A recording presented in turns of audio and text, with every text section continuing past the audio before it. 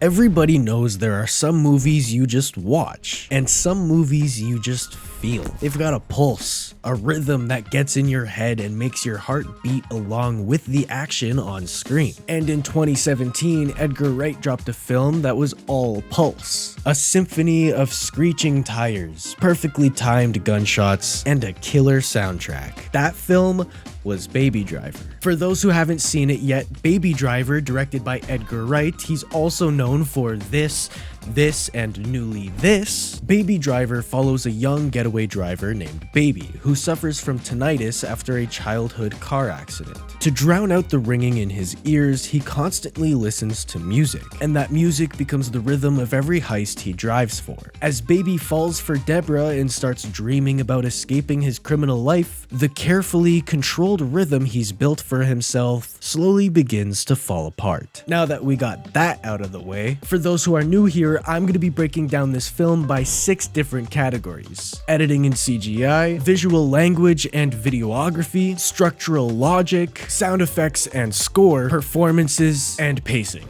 Each category is rated out of 5 and then averaged out into an overall score. Alright, let's get to the breakdown.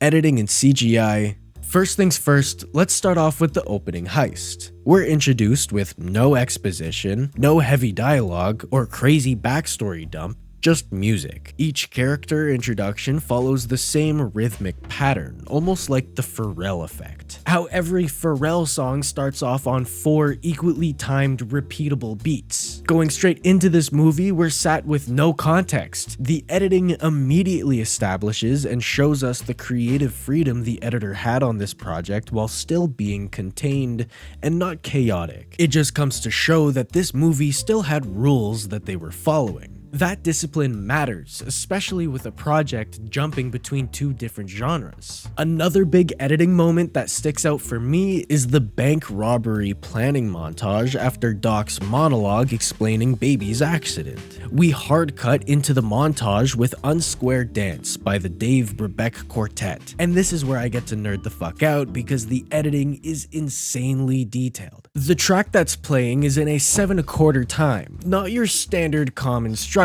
If you watch closely, the heavier informational shots like Baby playing the air piano, the key visual beats, or any reaction shots land inside the 4 beat bars. But during the 3 beat bars, we cut either further away or reset to another angle. From an editor's perspective, that makes perfect sense, especially when you pose the question for that track: where do I display the important shit? You want the shots carrying the most narrative weight to live in the longer rhythmic space. The level of design that went into each individual montage is mind-blowing. I absolutely love the way that everybody who had a part to play played their part extremely well and had their own unique approach to this film. And someone there who understood music theory literally applied it to the pacing itself.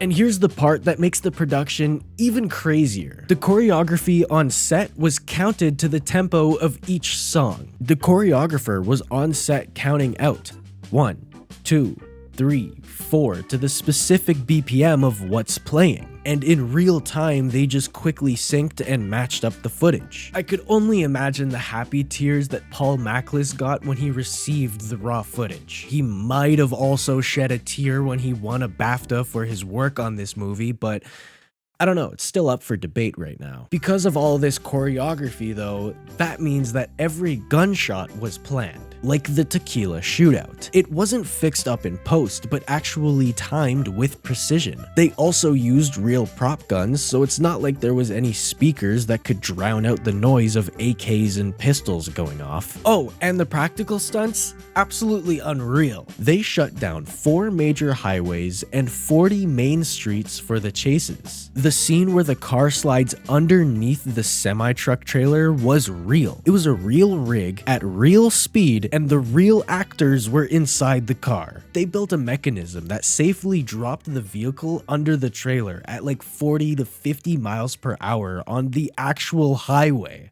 I would triple check my insurance policy if I was on that set. That's for sure. Most of the driving by actors is also practical. The actors are actually at the wheel for sequences that could have easily been faked. And majority of the CGI used was not only just minimal, but for safety enhancements or like removing reflections. The best example of their practical work might even be a scene without any cars at all, but the one-take coffee run set to Harlem Shuffle. The whole thing is a masterclass in timing. Baby's walk, the people he passes, the lyrics on the wall. It's all one seamless choreographed piece. It took them 28 takes to get it absolutely perfect. 28! Just for that one shot. When Baby walks away from dumping the car and sings along to the song, the shot was filmed at, let's say, at least 120 FPS while he was lip syncing to the song at double the speed. So when it was brought into a 60 FPS timeline, his lip sync matched perfectly while his movements feel dreamlike. Even calmer moments in chases use comprehension tension techniques. Man, that's a tongue twister. They use wide exterior shots, passing cars as an overlay, or a hard cut to a tighter angle with this whip sound effect. They even apply that same editorial compression to intimate scenes between Baby and Deborah, pulling you closer emotionally the same way they pull you closer physically in action scenes. The job of a film editor is usually a fairly lonely one. They're stuck in a dark room long after everybody else is packed up and gone home, trying to carve out a story out of all the footage that the director shot. But on Baby Driver, the editor, Paul Macklis, didn't have to sit in some dark room miles away.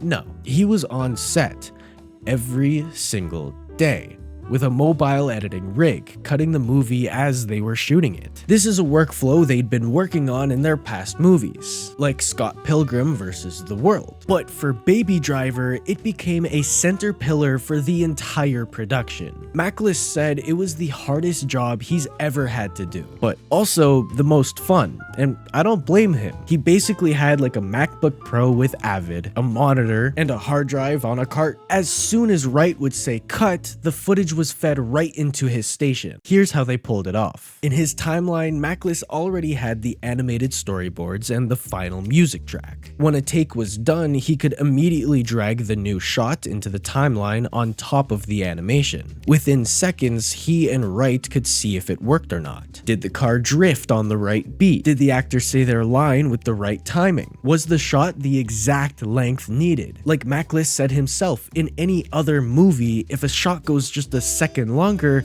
it's probably not a big deal. But on Baby Driver, if things were off by even just a couple of seconds, the entire musical sync for the whole scene is completely thrown off. So that makes the editing and CGI not just good, but foundational. 5 out of 5. Visual language and videography. The movie was shot on 35mm film using a, please bear with me here, a Panavision Panaflex Millennium XL2 cameras with anamorphic lenses. Man, that is low-key worse than tension comprehension techniques. The logo shot, looking upwards at the building that Baby exits. You'll notice yellow road lines stretching vertically up the wall. Obviously, they're supposed to look like a literal road, but symbolically, it feels like the long, rocky road ahead. I can't tell you exactly what Wright was thinking, but that's the best part of film. It's up to your own interpretation, and that's mine. I personally loved the laundromat date scene between Baby and Deborah. I mean, it's literally filled with color. The spinning washing machines in the background stacked with vibrant towels. It visually contrasts his two different worlds, the heist schemes and Deborah. And oh man, my favorite shot across the entire film, Buddy under the red police light. John Hamm just sitting there, living up to the foreshadowing of Buddy's wife, Darling, when she said to Bats earlier in the diner, when he sees red, you'll see nothing but black. The third act cinematography tightens, the stakes rise, frames get heavier, and you literally feel like you're inside the car with them. And I won't dive into the music sync cinematography, because there are already dozens of breakdowns on that already. But visually, it's obvious that this film was composed with intent. 5 out of 5. Structural logic. I've seen a lot of reviews complaining and critiquing the love story side of things, and I completely disagree. On paper, It works perfectly. Baby needs a motive to leave Doc. Deborah is that motive. They have just enough screen time to build believable chemistry and real emotional stakes. Their dynamic feels genuine and not rushed. The final act hinges on Doc realizing Baby didn't betray him out of greed, but he did it for love. That shift in understanding changes Doc's response instantly. Even the black and white daydream sequence, styled almost like it's a 60s fantasy, feels intentional, almost a reflection to the era of music that Baby idolizes. The third and final act is also probably the strongest structural-wise. It's got the heaviest action, the highest stakes, and real, true life or death energy. 5 out of 5.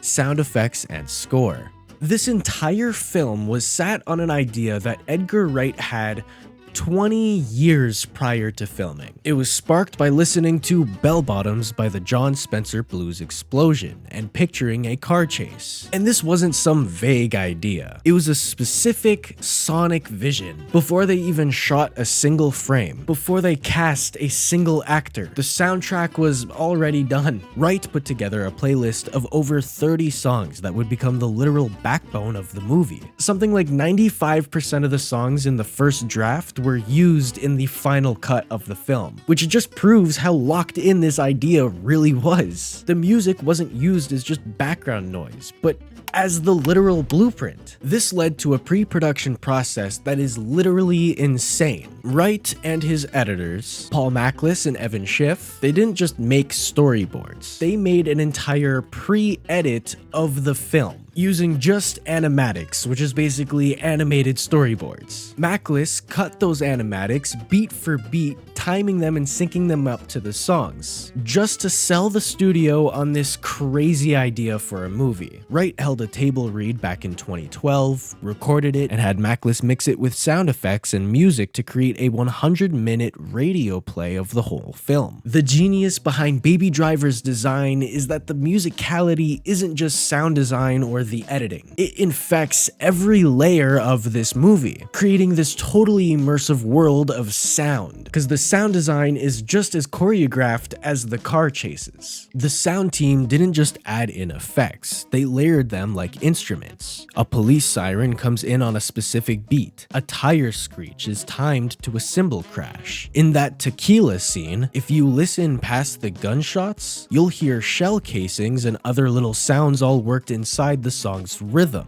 It gets to a point where there's no difference between the sounds in the movie's world and the musical score. It all just becomes one unified piece of music. The score by Stephen Price is also crucial. It's the glue between all of the licensed songs. And his music doesn't just fill the silence, but it creates these seamless bridges, carrying a rhythm from the end of one song to the beginning of a new. And that makes the film's pulse never stop. Even Baby's own mixtapes, the ones he makes on his sampler, are made using real-life instruments and toys. A sound that Baby records from Doc's monologue gets remixed into one of the tracks used later on. A small detail showing how his life and music are completely tangled together.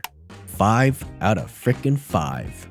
Performances. Can we take a second to appreciate the cast, please? Ansel Elgort as Baby, rest in peace his career, but overall great performance. Kevin Spacey as Doc. I don't know how we feel about him right now, like group-wise, but great performance. Jamie Foxx as Bats, W. John Hamm as Buddy, W. Lily James as Deborah, W. And John Bernthal as Griff. And I got a hot take for you. John Hamm makes every Fast and Furious villain arc look like some kid who stubbed his toe, by the way. Ansel Elgort's performance as Baby is a masterclass of physical acting. Since Baby doesn't talk much, his character comes through in his movement, his confidence behind the wheel, his little dances through the city, his finger taps. Pretty much every gesture has rhythm. Elgort had the music playing in an earpiece on set, so he could internalize the beat and let it drive his performance. He becomes the living embodiment of the soundtrack. And I've never seen a supporting cast so locked in. Kevin Spacey delivers his monologues with a musical rhythm that makes him the menacing conductor of this whole criminal orchestra. And Jamie Foxx's Bats is just pure chaotic energy. And his most unhinged moments, in my opinion, is in the tequila scene. It felt like a part of the song's wild improvisation. Surprise, surprise, 5 out of 5. Pacing. Baby Driver doesn't drag for even a second. Every scene pushes its plot, rhythm, and emotional stakes forward. The bridges in the songs function as natural breathers for visual information, and the third act escalates without losing clarity or creating any plot holes. Because the rhythm is in control of everything, when the rhythm itself collapses near the end, all the tension spikes because it's as if the score itself is a character that just died.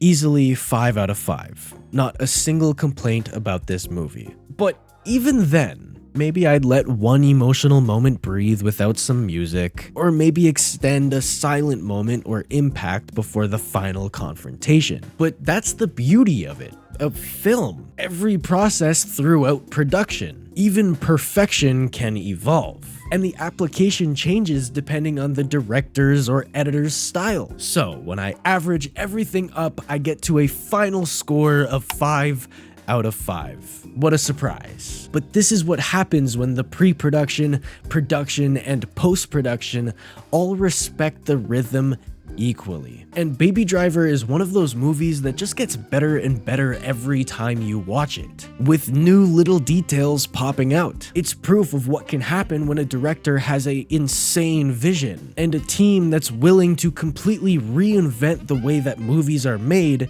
just to pull it off. But what do you think? What's your favorite moment of music and editing synergy in Baby Driver? Is it the bell-bottoms chase? The Harlem Shuffle coffee run? I would love to hear your thoughts down below. And if you enjoyed this breakdown and want to see more, be sure to hit that subscribe button. Thanks a ton for watching all the way through. Remember, the rest are just tools, and have a great rest of your day.